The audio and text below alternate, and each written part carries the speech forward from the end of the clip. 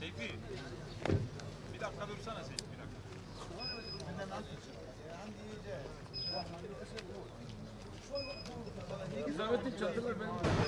Ha şey moral şeyleri var. بس الشباب شوي اهلا وسهلا تفضلوا شرفوا Ve büyük aileler, kabileler, liderler, başkanları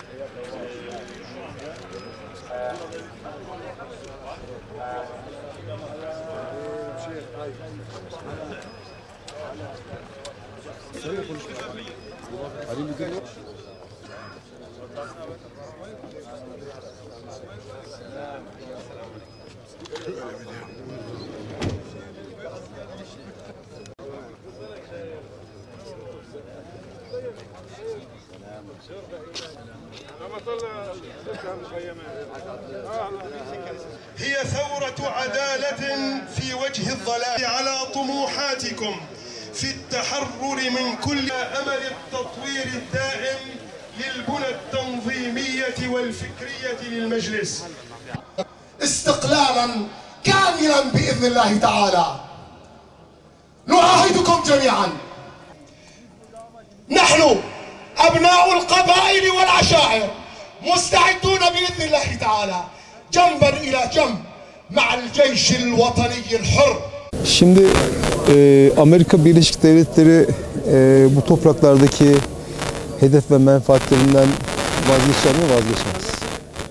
Ama bunun hedef ve menfaatlere ulaşma araçları değişebilir. Ortaya çıkan yeni fiili durumlara bağlı olmak üzere.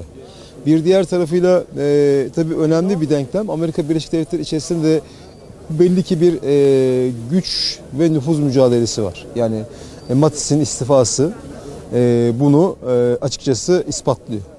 Şimdi bütün bunların hepsi birleşecek ve ortaya yeni bir formül çıkacak Amerika Birleşik Devletleri adına ve bunu uygulayacak. Ama yani bir cümlede kuruldu, yeni bir evre. Şartlarda, koşullarda, konjonktürde ve güç dengelerinde değişimler var. Bu değişimlerin olduğu bir topografyada, bir coğrafyada açıkçası Amerika Birleşik Devletleri mutlaka ve mutlaka farklı eksenlerden farklı etkiler üretecek ve yine kendi hedef ve menfaatlerine ulaşmaya çalışacaktır. Mesele budur. Ya Türkiye zaten bununla ilgili Türkiye konjonktür olarak çok büyük bir hassasiyetle karşı karşıya kaldı. O hassasiyet ve o denge bir şekilde mutlaka devletin üst kademesinde değerlendirilecek ve buna dair çözümler üretilecektir. محفزة لرجال الثورة وفي مقدمتهم عناصر هذه المنطقة من طباع قنديل